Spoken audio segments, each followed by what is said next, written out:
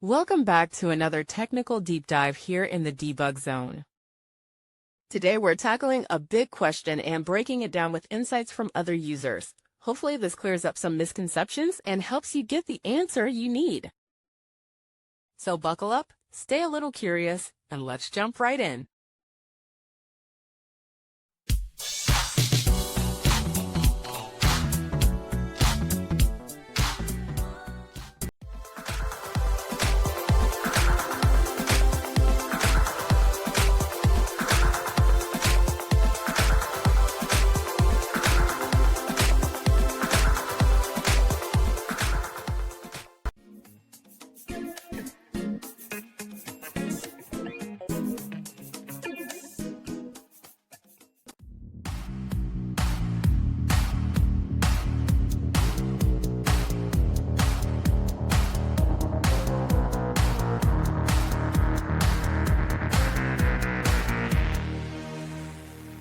And that's a wrap.